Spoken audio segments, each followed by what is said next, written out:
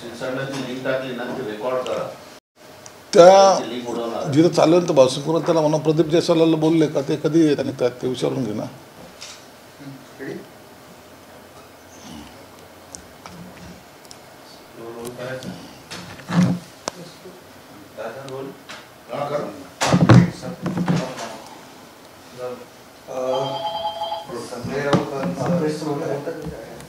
नाही बोलून पेक्षा आपण प्रश्न अजितदादांनी स्पष्टपणे सांगितलंय की कर्जमाफी संपूर्ण कर्जमाफी शेतकऱ्यांची होणार नाही, त्यामुळे कर्ज भरायला सुरू करा. कसं काय अडचण आहे सरकारची, पैसा कमी आहे का? गेल्या वेळेला मुख्यमंत्री एकनाथ शिंदे साहेब असताना त्यांनी अनेक योजना या सर्वसामान्य माणसांसाठी आणल्यात आणि त्या पद्धतीने त्या मूळसुद्धा केल्यात. त्या योजनेचा लाभ हा सर्वसामान्य माणसाला भेटला सुद्धा. मग त्यात लाडकी बहीण योजना असेल, विद्यार्थ्यांचा असेल, वयोवृद्धांचा असेल, एसटीचा प्रवासाचा असेल, या सगळ्या योजनेची अंमलबजावणी त्यांच्या काळामध्ये झालेली आहे आणि त्यांनी त्यांच्या पद्धतीने या योजना कायमस्वरूपी सुरू राहाव्यात तशी तरतूदसुद्धा केलेली आहे. परंतु त्याचा निश्चितच काही भार हा सरकारच्या अर्थसंकल्पावर आलेला आहे, हे मान्य प्रत्येकजण मान्य करतो. त्यामुळं अर्थसंकल्पावर आलेला भार ज्या प्रमाणात वाढलेला आहे त्या अनुषंगाने कदाचित अजितदादांनी शेतकऱ्याची कर्जमाफी होणार नाही अशी घोषणा केलेली आहे. मला वाटतं ह्या सर्व गोष्टी ह्या जर एकत्रित बसून चर्चा करून जर हा निर्णय घेतला असता तर तो योग्य झाला असता. परंतु अर्थ खातं त्यांच्याकडे असल्यामुळं त्यांची असलेली कसरत त्या अनुषंगाने त्यांनी केलेलं ते विधान असावं. लाडक्या बहीणबद्दल सुद्धा नीलम गोरेताई म्हणाल्या की पुढच्या 5 वर्ष वाढीव 2100 रुपये देणं शक्य होणार नाही सरकार. नाही, त्या संदर्भामध्ये नीलमताईंनी काय बोललं ते मी ऐकलं नाही. परंतु एकनाथ शिंदे साहेबांनी त्यावेळेला हे घोषणा केली होती, सरकार येऊ द्या, 1500चे 2100 करू, 2500 करू, आणि त्या पद्धतीने त्यांनी ते गतीसुद्धा द्यायचा प्रयत्न केला आहे. आम्हालाही वाटत होतं की पहिल्या कॅबिनेटमध्ये 1500चे 2100 झाले पाहिजेत, परंतु काही अडचणी आहेत. परंतु नक्कीच ही योजना बंद पडणार नाही. या योजनेमध्ये आणखीन काय तरतूद करता येईल का या संदर्भामध्ये आम्ही स्वतः त्यांच्याकडे पाठपुरावा करू. पण तुम्ही ज्यावेळेस घोषणा केली 2100 रुपये देणार त्यावेळेस विचार केला नाही समोर येणाऱ्या अडचणींचा? बघा, सरकार बदललं, सरकारांचे विचार वेगवेगळे. म्हणजे सत्तामध्ये त्यावेळेला मुख्यमंत्री एकनाथ शिंदे होते, त्यांची ती जबाबदारी होती, त्यांनी त्या पद्धतीने दिलं.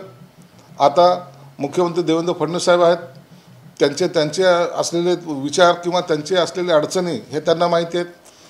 अर्थमंत्री अजितदादा आहेत, त्यांना काही त्या देण्यामध्ये अडचण येत असेल.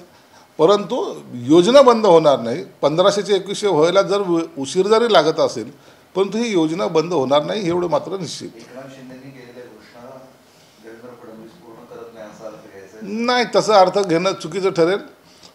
फक्त एकच आहे, वेळ थोडा लागतोय हे आम्ही मान्य करतो, परंतु किती वेळ लागेल हे आता सांगता येणार नाही. लाडक्या बहीणमुळं इतर योजनांवर ताण पडलाय, कारण तुमच्याही खात्याचा 7,000 कोटीचा निधी कट आहे, पुन्हा आता कर्जमाफी सरकार निर्णय, अशा अनेक गोष्टी आहेत ज्या लाडक्या बहिणीच्या बजेटच्या मुळे ताण पडला इतर. हे सत्य आहे. मी पहिले सांगितलं की लाडकी बहीण योजना आम्ही जेव्हा जाहीर केली त्या टायमाचा त्याचा असलेला आर्थिक भार जवळपास 46,000 कोटीचा हा सरकारवर आलेला आहे. आता हे याला सगळं मॅच करायला अनेक खात्यामध्ये कट हा लावला गेलेला आहे. अनेक विकासाची जरी कामं असली तरी त्याला थोडासा गती त्याची मंदावलेली आपल्याला दिसते. म्हणून पुढच्या काळामध्ये आणखीन याच्यामध्ये महसूल कसा वाढेल, महसूल जर वाढला तर निश्चित या बाकीच्या कामाला गती पण देता येईल आणि लाडकी बहीण योजना जी कायम चालू ठेवायची आहे त्यासाठी मदतही करता येईल. ते कुणाल कामरा आणि अंधारे यांच्यावर तुम्ही हक्कभंग आणलेला आहे आणि आता तर आहे की फक्त समजून सोडून देण्यापेक्षा त्यांना कठोरात कठोर शिक्षा द्यावी अशा पद्धतीचं नियोजन सुरू आहे. तुरुंगवासाची पण शिक्षा या निमित्तानं संशोधन करण्यास सुरू आहे. असं काय आहे, सत्य आहे याबाबत? नाही, हक्कभंग जेव्हा येतो त्या टायमाला विधानसभेमध्ये ॲज ए जज म्हणून विधानसभा अध्यक्ष असतील किंवा ती हक्कभंग समितीकडे पहिला हा प्रस्ताव जातो. हक्कभंग समिती त्याच्यावर एक निर्णय घेऊन ते विधानसभेमध्ये विधानसभा अध्यक्षाकडे रेफर करते. विधानसभा अध्यक्ष त्या संदर्भामध्ये जर त्यांना वाटलं तर त्या ज्यांच्यावर हक्कभंग प्रस्ताव आणला त्यांना विधानसभेमध्ये म्हणजे कस्टडीमध्ये म्हणण्यापेक्षा एक आरोपीच्या पिंजऱ्यामध्ये उभे करून त्यांच्याकडून त्याबद्दलचे कोर्ट जसं चालतं तसं चालवते आणि त्याच्यावर अंतिम निर्णय हा विधानसभा अध्यक्ष घेत असतात.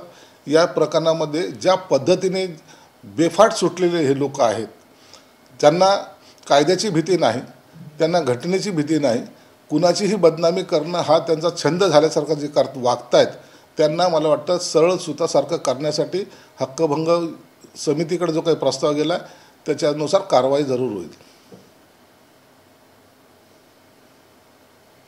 उदयनराजेंनी या सरकारवर भरपूर टीका केली आहे.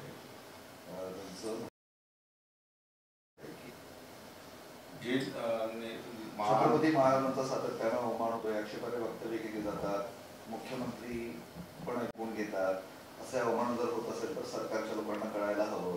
मुख्यमंत्री सरकार काय नुसतं दूध पित आहेत का, अशा पद्धतीची भाषा त्यांनी वापरली. नाही, विशेष कायदा का आणला जात नाही एवढं सगळं.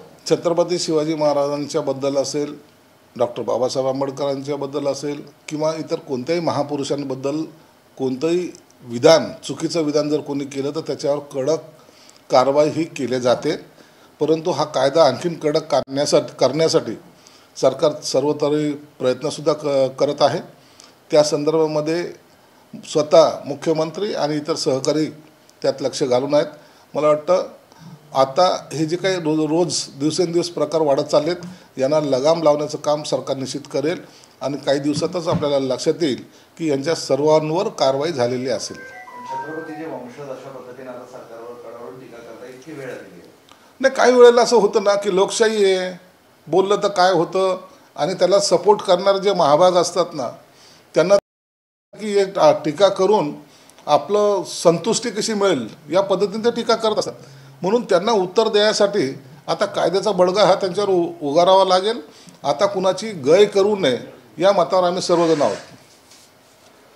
देशमुख हत्या प्रकरणात पोलिसांचा हलगर्जीपणा झाल्याचं उघड झालंय. 3 ते 3.5 तास फिर्यादच या प्रकरणात घेतली नव्हती अशी सगळी माहिती पुढे आलेली आहे आणि त्यामुळे पोलिसांचं काहीतरी लागेबांधे असण्याचं सगळंच पुढे आलं. देशमुखांना जेव्हा किडनॅप केलं गेलं त्यावेळेपासून त्यापूर्वी जी कंप्लेंट पोलीस स्टेशनला दिल्या गेली होती त्याची दखल घेतल्या गेली नाही, हे सत्य आहे.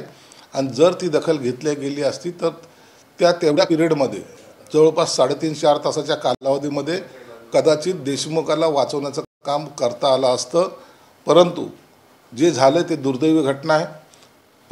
का तुम्ही पाहिलं असेल ह्या हिअरिंगमध्ये सर्व निष्पन्न झालेलं आहे. पोलिसांवरही कारवाई करण्याची आवश्यकता या केसमध्ये आहे आणि त्याच पद्धतीने जे आरोपी आहेत त्यांना फासावर लटकवण्याच्या कामाची आता प्रोसेस मला वाटतं सुरू झालेली आहे.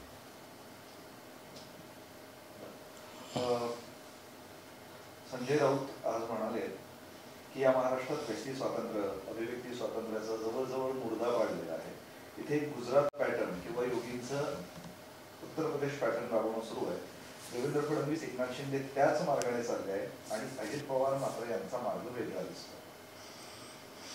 व्यक्ती स्वातंत्र्याचा अर्थ पहिले समजून घ्या. व्यक्ती स्वातंत्र्याचा अर्थच कळत नाही. ते लोक अशी बेताल वक्तव्य करतात. ज्यांनी शिवसेना प्रमुखावर खालच्या पातळीवर टीका केली आज त्यांच्या मांडीला मांडी लावून ते बसत आहेत. ज्यांनी उद्धव साहेबांवर टीका केली ते त्यांच्या मांडीला मांडी लावून बसत आहेत. म्हणून व्यक्ती स्वातंत्र्य आता कुठं वापरायचं याची यांना थोडीही कल्पना नाही किंवा यांना ते जाणीवसुद्धा होत नाही. म्हणून तुम्हाला जरी काही नसेल, ज्याला इज्जत म्हणतात ती नसेल तुमच्याकडे तर ठीक आहे. परंतु व्यक्ती स्वातंत्र्याच्या नावाखाली जर कोणी इतरांच्या चारित्र्यावर शिंतोडे उडवण्याचा प्रयत्न करत असेल, त्यांना बदनाम करायचा प्रयत्न करत असेल तर त्यांच्यावर आम्ही कारवाई करणार. अजित पवारांचं सातत्याने बटेंगे त्यांनी मान्य केलं नाही जे तुमच्या दोन्ही पक्षांचं म्हणणं होतं. सोबतच इतर अनेक गोष्टी त्यांनी फेटाळून. अजितदादांचा पक्ष वेगळा आहे, अजितदादांची विचारसरणी वेगळी आहे, अजितदादांचं काम करण्याची पद्धत वेगळी आहे. अजितदादा हे युतीमध्ये आहेत. म्हणून त्यांनी युतीच्या आमच्या पक्षाचे धोरणं त्यांनी ॲक्सेप्ट करावे असं काही नाही आहे. म्हणून त्यांचे धोरणं आम्ही ॲक्सेप्ट करत नाहीत. ते त्यांच्या पद्धतीने चालतात, आम्ही आमच्या पद्धतीने चालतो. युतीमध्ये असताना युतीचे धोरणं फक्त जी कामाचे धोरणं आहेत त्यावर चर्चा होते. त्यांचे वैयक्तिक विचार वेगळे आहेत आणि आमचे वेगळे आहेत. आम्ही हिंदुत्ववादी आहोत, अजितदादा हिंदुत्ववादी आहेत का? म्हणून हे सगळं प्रश्न उपस्थित होतात. अजितदादांनी त्यांचा मार्ग वेगळा ठेवणं हे त्यांच्या पक्षाच्या ध्येय धोरणानुसार आहे. आम्ही युती म्हणून एकत्र आहोत. पक्षाचे धोरण एक असणं असं काही गरजेचं नाही. कुणाल कामराला नोटीसला तो उत्तर देत नाही, त्याचे वडील समोर आहेत. मात्र संजय राऊतांनी त्याच्याशी काल बोलणं केलं असं त्यांनी स्वतः कबूल केलं. संजय राऊतला हे सगळे हे धंदे आहेत ना, त्यांचा आणि त्यांचा DNA एक असल्यामुळं संजय राऊत त्याच्याशी बोलला असावा. कदाचित त्यांचे काय DNA एक असण्याचं कारण काय आता ह्याच्यावर शोध करावा लागेल. शासनाने एक फार चांगला निर्णय घेतला पाहिजे की शासनाच्या बाबतीत ज्या काही बातम्या वर्तमानपत्र असेल TV येईल त्याला लगेच रिस्पॉन्स देऊन त्या बातम्यांबद्दल लोकांच्या काम करून देण्यासाठी ते परिपत्र जाहीर केलं. कसं बघताय? शासनाची भूमिका ही आहे की आपलं लोकराज्य आहे, लोकांसाठी हे राज्य आहे. म्हणून तुमच्या असलेल्या तक्रारी असतील तुम्हाला एक पोर्टलसुद्धा दिलेलं आहे. तुम्हाला तक्रारीचं लँडलाईन नंबरसुद्धा दिलेला आहे. त्याच्यावर तक्रार करून तातडीने निवारण करावं ही सरकारची भूमिका आहे. परंतु त्याचबरोबर शासनावर टीका करणारे किंवा शासनाच्या विरोधात काही जे समाज माध्यमाच्या माध्यमातून पसरवण्याचा प्रयत्न करतात, सोशल मीडियाच्या माध्यमातून पसरवण्याचा प्रयत्न करतात, त्यालाही उत्तर तातडीने दिलं जाईल आणि नसता ते केले जाईल. हे दोन्ही धोरणाची अंमलबजावणी शासन करत आहे. परिपत्रकानुसार एखाद्या योजना असेल किंवा लोकांचे काम होत नसलं अशा बातम्या छापून आल्या, सरकार त्याच्यावर दखल घेईल, जरूर दखल घेईल. ज्या जनतेच्या हिताच्या बातम्या आहेत त्याची दखल जरूर घेईल आणि त्याचं तातडीनं त्या असलेल्या पोर्टलवर किंवा त्यांच्या साईडवर त्याच्याबद्दलचं स्पष्टीकरण सुद्धा सरकार देईल. बरं, सध्या असं सुरू आहे की त्या सलमान खानच्या हातात एक भगवं घड्याळ आहे. थोडा वेगळा प्रश्न आहे. आता ते सलमानच्या हातात भगवं घड्याळ आहे म्हणून सुद्धा मौलानांनी संताप केलेला आहे आणि त्याचा निषेध वगैरे या सगळ्या गोष्टी व्यक्त केलेल्या आहेत. कसं बघतात याच्याकडे, काय सुरू आहे? सलमानचे वडील हे स्वतः हिंदूवादी विचारसरणी त्यांनी काही वेळेला ॲक्सेप्ट केल्याचे आपण पाहतो. सलमान स्वतः गणपती बसवतो.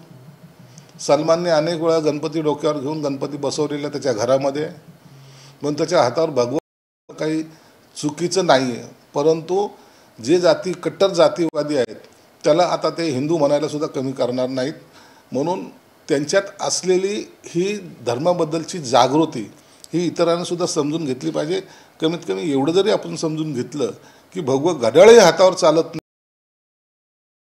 मला वाटतं सर्वसामान्य माणसं समजून घेतील. प्रशांत कोरटकरांच्या बाबतीत अतुल लोंढेंनी गंभीर आरोप केला सरकारकडे. प्रशांत कोरटकर फरार असताना त्याला गाड्या पुरवण्यापासून त्यांनी कुठं जावं, कसं जावं ही सगळी माहिती CM ऑफिसहून त्याला जात होती, अशा पद्धतीचा आरोप. प्रशांत कोरटकर हे कोणत्या गाडीने गेले, त्यांना काँग्रेसच्या कोणत्या नेत्याने साथ दिली, किती गाड्या होत्या, हॉटेल कशी बदलली, याची सर्वस्वी माहिती आता डिपार्टमेंटकडे आलेली आहे, गृह खात्याकडे आलेली आहे. म्हणून आता याच्यातून पळवाट नाही. तुम्ही किती आरोप करा, परंतु सत्य परिस्थिती आता या माध्यमातून सर्व जनते कुणीही दोषी असला तरी तो त्याचा सह आरोपी झाल्याशिवाय राहणार नाही. प्रशांत कोरटकरच्या रोल्स रॉयसचे फार सुरू आहे. ती महेश मोतेवाऱ्यांची होती, दुसऱ्यांना दिली, त्याच्यावर काही आरोप आहे. ती प्रशांत कोरटकरकडे आली कशी, म्हणजे या सगळ्याचा तपास करण्याची मागणी. सगळ्याचा तपास होईल. आता तुम्ही काल जो तुमच्या चॅनलच्या माध्यमातून पाहिली तर रोल्स रॉयस गाडीमधून तो उतरतोय काय, म्हणजे त्याच्या लागेबांधे हे छोट्या सामान्य माणसाशी नाही तर अत्यंत मोठ्या माणसाशी आहेत. आणि हा नियोजित कट करूनच त्यांनी हे सगळे वक्तव्य केले असावेत असा आमचा अंदाज आहे. आता सामाजिक प्रश्न विचारतो. आज बलिदान दिन म्हणून साजरा केला जातो संभाजी महाराजांच्या बाबतीत. उद्या पाडवा, परवा दिवशी ईद आहे. आज खुलताबादला फार मोठ्या प्रमाणात बंदोबस्त त्या ठिकाणी दिलेला आहे. पालकमंत्री म्हणून जनतेला काय आवाहन कराल? हे लगापाट सामान वातावरण तणावाचं आहे. संभाजीनगर जिल्हा हा नेहमी अतिरेक्यांच्या टार्गेटवर राहिलेला आहे. सेंट्रल गव्हर्नमेंटकडून देशातले काही जिल्हे जे आहेत ज्या ठिकाणी अतिरेकी कारवाई होतात त्यामध्ये संभाजीनगरचं आवर्जून एक नाव आहे. म्हणून जनतेला सुद्धा विनंती करणार आहेत आपले सण आपले उत्साह ह्या आनंदात साजरे करा. कुणालाही डिचवण्याचा किंवा कुणालाही छेडण्याचा प्रकार या सर्व सणामध्ये होता कामा नये. जर असा कोणी प्रयत्न केला तातडीने माहिती पोलिसांनाही द्या. पोलीस आपल्या पद्धतीने अत्यंत सतर्क आहेत. सेंट्रल एजन्सीचे आलेले जे काही आदेश आहेत त्यानुसार पोलीस बंदोबस्त या शहरामध्ये वाढवण्यात आलेला आहे आणि असा कोणीही आढळला तर त्याला गय केला जाणार नाही. त्याला त्याच्या सगळे जे काही कारवाई आहेत ते त्याच्यावर केल्या जातील. परंतु दंगलीसाठी जर कोणी उचकवण्याचा प्रयत्न केला तर त्याला हे सरकार सोडणार नाही एवढं मी सांगेल. पुन्हा एकदा जनतेला विनंती करेल की तुम्ही आनंदामध्ये आपला हा सण उत्साहामध्ये साजरे करा. कुठेही शांततेचा भंग होणार नाही याची काळजी घ्या. या सगळ्या तणावाच्या प्रकारामध्ये पुण्यामध्ये फार आदर्श सगळ्यांनी यावं अशी घटना झाली. ब्राह्मण समाजाच्या एका बाईचा मृत्यू झाला होता. त्यांचा अंतिमचा सगळं प्रयत्न मुस्लिम समाजाच्या एका ग्रुपने. अशा घटना घडतात ना, चांगल्या घटना आहेत, या पॉझिटिव्ह घटना आहेत. मुसलमान समाजाला सुद्धा हिंदू समाजाच्या अनेक लोकांनी मदत केलेली, अनेक वेळा करतात ते. म्हणून समाजामध्ये तेढ निर्माण व्हावी असाच प्रत्येक कुणाचा उद्देश नसतो. परंतु जे तेढ निर्माण करतात त्याचा बंदोबस्त करणं हे शासनाचं काम आहे. म्हणून समाजामध्ये कोण चांगलं काम करतं त्याची आम्ही प्रशंसा करतो. जो वाईट करेल त्याचा आम्ही बंदोबस्त करतो. सलमान खान राम मंदिराचा प्रचार करतोय, ते जे बरोबर शिकलो होतो मगाशी, आणि त्यामुळे शर्यतच्या नियमांचं उल्लंघन होतंय आणि त्यामुळे सलमाननी माफी मागावी आणि त्याच्यावर कारवाई करावी असं त्या मौलाना. हा, तर सलमाननी काय करावं, त्या मौलानांनी काय मागणी करावी हा त्यांचा प्रश्न आहे. परंतु रामाचं नाव घेऊन जर सलमान खान वागत असेल किंवा चालत असेल पुढं तर हे एक चांगलं लक्षण आहे. इतरांनी सुद्धा त्याचं अनुकरण करावं ही अशीच विनंती मी त्यांना करेल.